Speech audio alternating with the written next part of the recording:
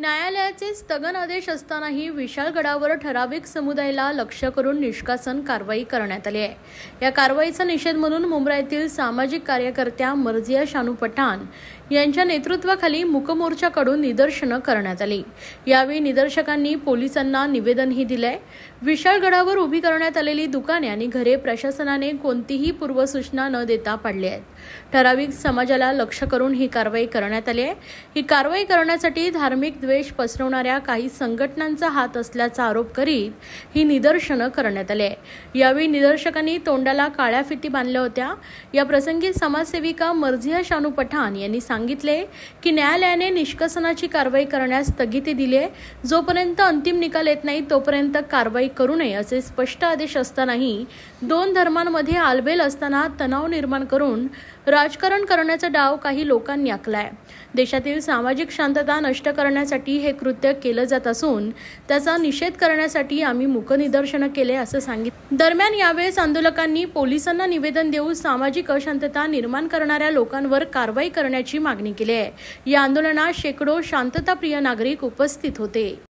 जो यहाँ पे आप सब लोगों की तरफ से मर्जिया पठाण मैडम ने जो हमको मेमोरेंडम दिया है उसका कानूनी तौर पे हम लोग जो इस पर एक्शन लेने वाली एजेंसी है वो एजेंसी की तरफ हमारा आपका मेमोरेंडम प्रॉपर चैनल भेजा जाएगा ताकि उसके ऊपर जो इन्होंने डिमांड की है उसके ऊपर कोई एक्शन हो जाए।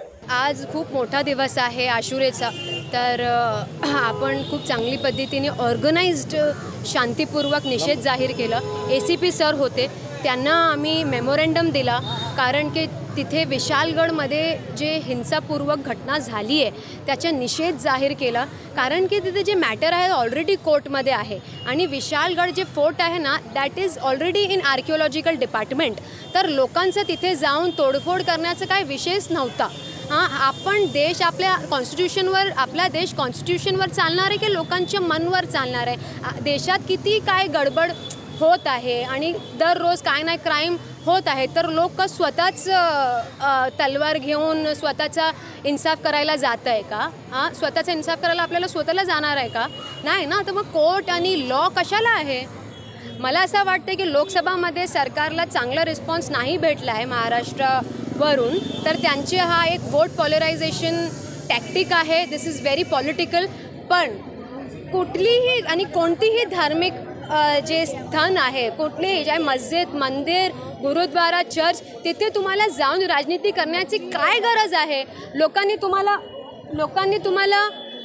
तुम्हाला दाखवलं लोकसभा इलेक्शनमध्ये की लोकांना अशी घाणेरडी राजकारण नको आहे, तरी पण तुम्हाला सुचत नाही आहे। अरे डेव्हलपमेंटवर काय काम करा ना। आणि सरकारने स्टेटमेंट दिलं आहे की इलिगल एन्क्रोचमेंटवर आम्ही कारवाई करू, पण मला सरकारला विचारायचं, माझा हा प्रश्न आहे की ज्या लोकांनी तिथे दंगे ऑलमोस्ट केलेले त्यांच्यावर तुम्ही काय कारवाई करणार आहे? कारण त्यांच्यावर तुम्ही माकोका जाहीर करणार आहे ना, आणि त्यांच्यावर तुम्ही IPC 153 अँटी टेररिस्ट ॲक्ट पण त्यांच्यावर लागणार आहे ना।